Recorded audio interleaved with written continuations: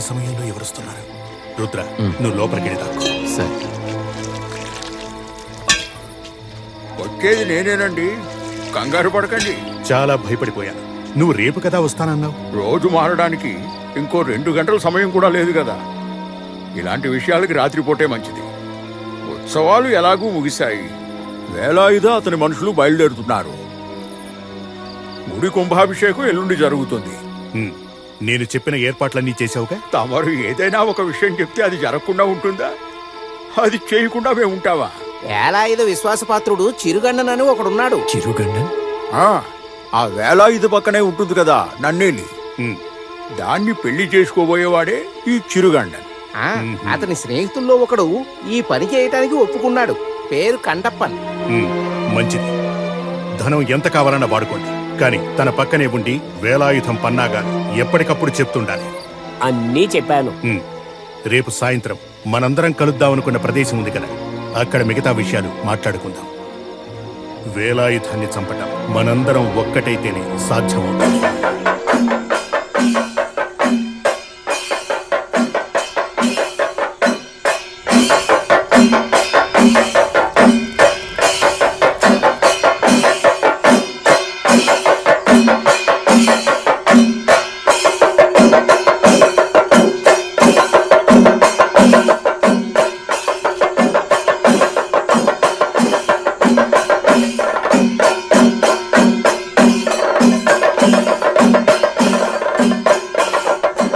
ఎందుకు కంగారు పడుతూ అటు ఇటు దిక్కులు చూస్తున్నావు? మేలుజాతి వారి మాట వినకుండా మన చెగెవరే అన్ని చేసేస్తున్నారు కదా అని. అది చెగవర్ కాదు, పనికారు. పనికారు కాదు, పనిక్కర్. అదే నేను అన్నా.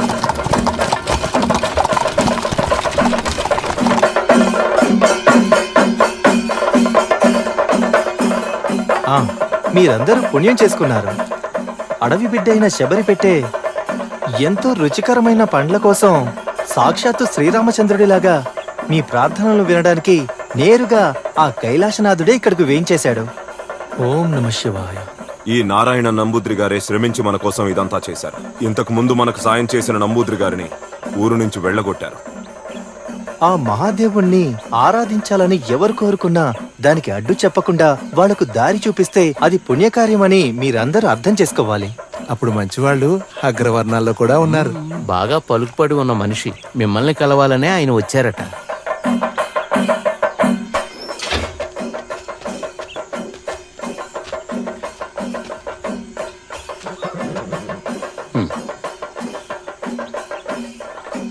కుంభాభిషేకానికి అంతరాయం కలిగించానా?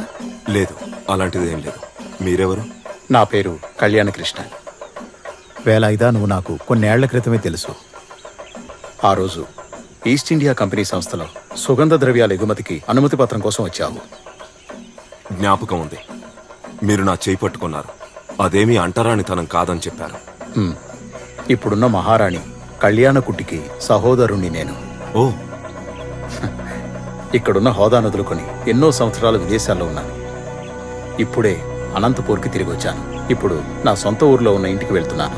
మిమ్మల్ని కలవడం సంతోషంగా ఉంది. సంతోషం కన్నా హెచ్చరిక చేయాల్సిన కొన్ని విషయాల గురించి చెప్దామని వచ్చాను. నా సహోదరి ద్వారా వివరాలు తెలిసాయి. ఎంతో ప్రమాదకరమైన బాటలోనే నువ్వు నడవబోతున్నావు. గుడి నుంచి అనంతపూర్కి వెళ్లేటటువంటి దారి ఎప్పట్లా సాఫీగా ఉండబోవడం లేదని మహారాణి చెప్పారు. సరే, నేను చూసుకుంటాను.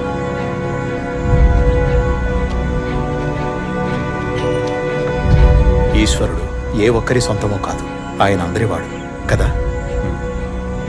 ఇదే సంకల్పంతో నేను బయలుదేరతాను.